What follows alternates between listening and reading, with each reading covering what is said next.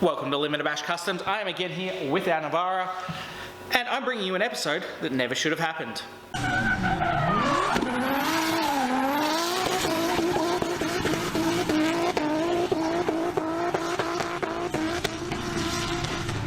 So in the last episode, we finished getting this thing ready for roadworthy. We replaced the rear section on it, so the tub, that was more of a cosmetic thing than anything. But we also did a bunch of work underneath, replacing CV joints and shocks and a few other bits like that that were needed for the registration. Since then, I've finished doing all of that. I wired up the lights in the bull bar. We've got this thing roadworthied and we'll be booked in for registration basically any day now. Unfortunately, while doing that, I noticed the air conditioning system was leaking. There was dye coming out of the drain pipe in the firewall, which basically goes back to our evaporator in behind the dash, or the part that actually blows the cold air out onto you. So that means we've got to fix it, because this here at Navara definitely needs air conditioning.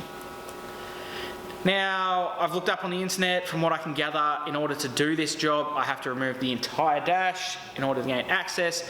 Basically, then we pull it out, pull it apart, confirm problem. I'm hoping it's the evaporator. I do have a new one, as that's usually the problem. We then reassemble with new O-rings and everything, bang it back in, refit all the dash, job's done. Except that that's meant to take about 9 hours. I'm hoping that that's not the case, and we can actually pull this thing out without removing, at least the majority of the dash, much like in the Toyota Land Cruiser. They're quite a simple job, taking out the glove box, and basically with a bit of maneuvering you can remove the whole evaporating system. But that might not be the case. I'm going to have a look and assess that for myself in a moment. Anyway, it is about 6 o'clock now, so we've just finished locking up the shop from the regular day of work, and I'm ready to get into this thing. Worst case scenario, we're looking at about 9 hours of labour. Best case scenario, hopefully a lot shorter.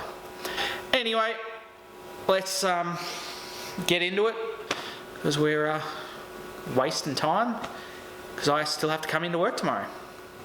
So I've just taken the passenger seat out behind me so that I can get in here and have a better look around at what we're working with, because our evaporating system is in behind here.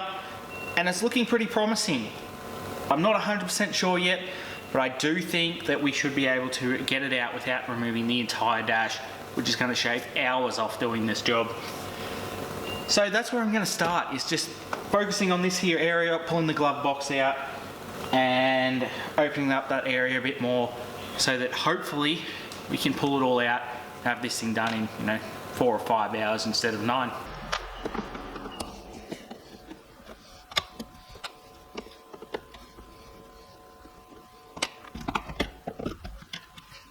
It is looking very, very promising. This actually makes me very excited. I'm going to bring you down here and show you what I'm looking at. So that there is what we're working with. This here black box is what we need to get out, as that's what holds the evaporator. And as I said, it is looking very promising that we're going to be able to get this out without removing the whole dash. There's a couple of screws down the bottom, a couple up the top, and hopefully it'll just slide out once we've undone the pipes and everything under the engine bay, of course. So we're in the engine bay now, and those two pipes up the back there, the top one with the cap on it and the one below, are our air conditioning pipes we've got to undo that go through that firewall and into our evaporator. I've unbolted and temporarily relocated the fuel filter there so that we could get better access to those air conditioning pipes, which, as you can see, have now been undone, and there really shouldn't be anything stopping us from being able to pull out that evaporator box once we have the bolts and nuts undone on the inside.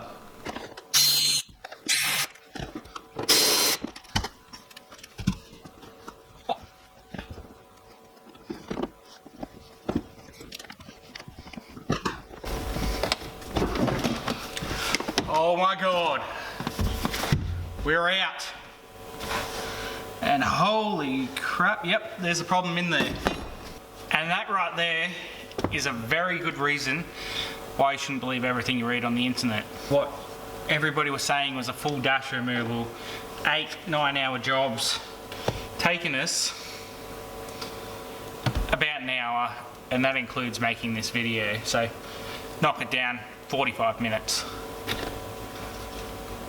That's awesome. Although, we've now got to sort this out. So let me get it out of the car, we'll chuck it out on the bench, and I'll actually show you what's going on. So I've got it out on the bench now, and we're looking currently down into the evaporator box. But in there that you can see is the evaporator, and it's covered in crap. So all that wetness is basically because it's been leaking in there. I'm trying to, there you go, you can see how much crap's just built up in there because of all that moisture. And even if this thing wasn't leaking, it certainly wouldn't have been working well, as you're not getting a lot of airflow through that. So the next step is we're going to split this box open to get a bit closer look, but more so to fit some new parts.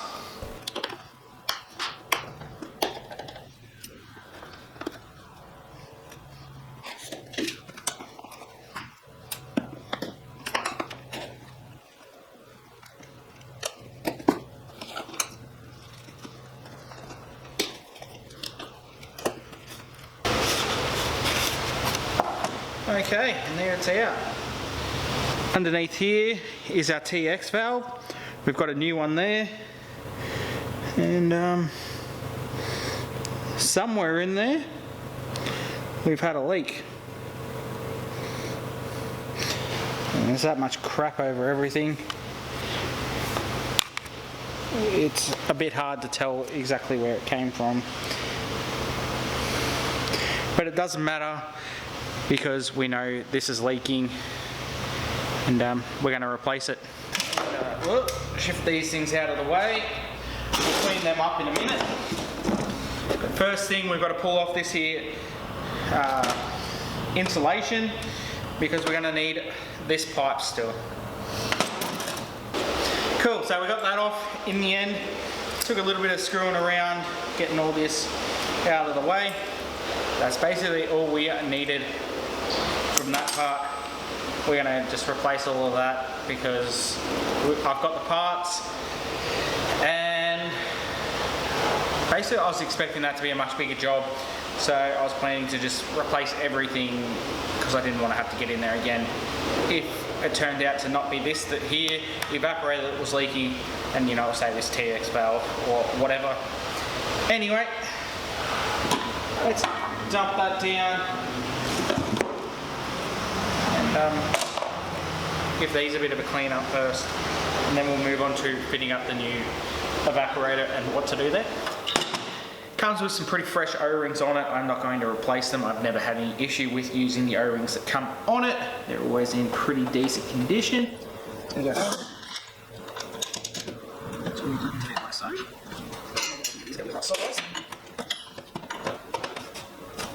A little nipper. Then we've got to take our temperature probe, and we're going to stick it against this pipe over here. That's the one we're getting our temperature reading off. So here's our TX valve, our little thermometer, and it's going to get locked up against that pipe. So we had this here bracket that we pulled off the old one.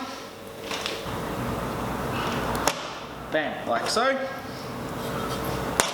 I'm going to take some of this stuff, which is not actually what I was thinking it was. Okay, so this is what I was actually looking for. Unfortunately, that tiny little bit is all I could actually find. I'm not really sure what it's called. I call it tacky tape. But yeah, it's just basically a really thick, kind of tarry feeling tape that is an insulator, and normally we would wrap around here as well as here to prevent any outside temperatures or that having any effect on how the air conditioning system works. So because I only have this tiny little bit, I'm going to wrap this here, the more important part. I do have another bit of air conditioning equipment over there that does have some tape on it, so I'm going to try and cut it off and see if we can kind of work it around here, simply because something is better than nothing. This is not ideal having such a small amount, being that it is late at night. I can't exactly go duck away and get some more. There's a good chance we've probably got some stashed around here somewhere. However, after going through basically everywhere I can think normally would have some, that's all I managed to come up with. But yeah, normally it's something closer to that size of a roll. There we have it. Again, not ideal, as I didn't exactly have the right stuff or the amount of, but I'm pretty confident that will do the job. So it's assembly time. We are reassembled. And that's ready to go back in the vehicle, which I guess is our next job.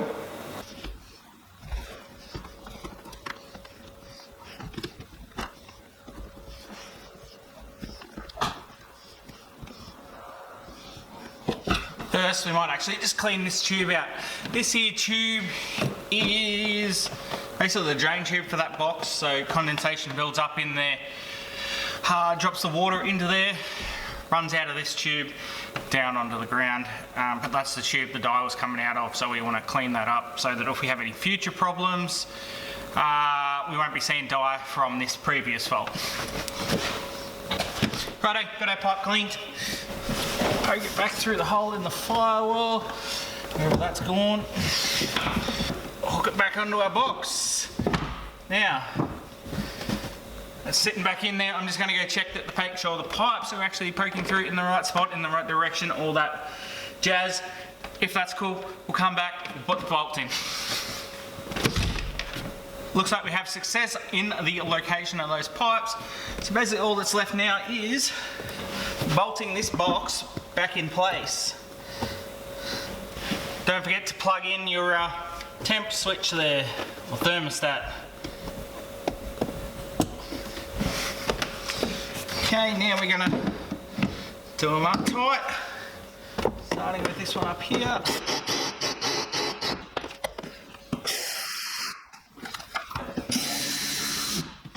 Okay, there we go. Just blinded myself.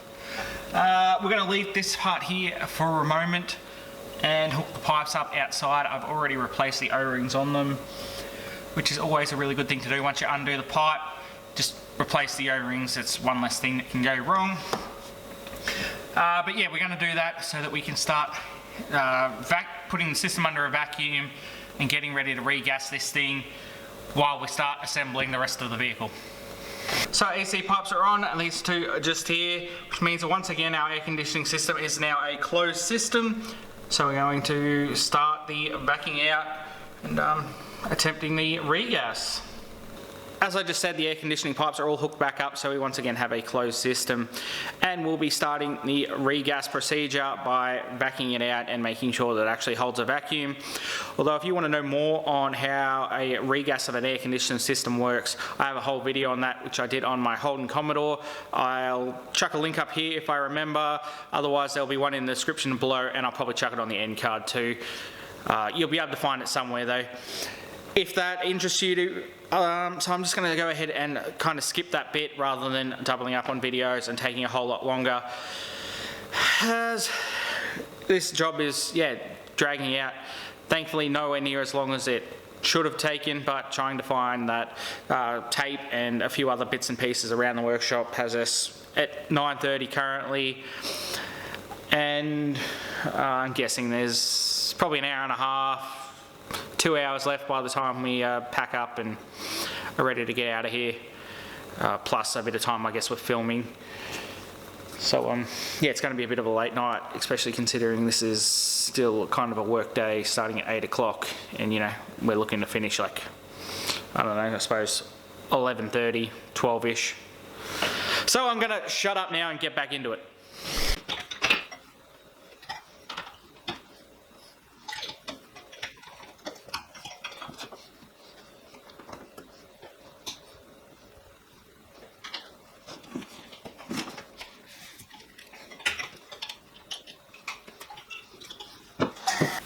Alright, so this has been doing its thing. I finished putting all the interior back together. And our gauges are looking good. We're still holding full vacuum.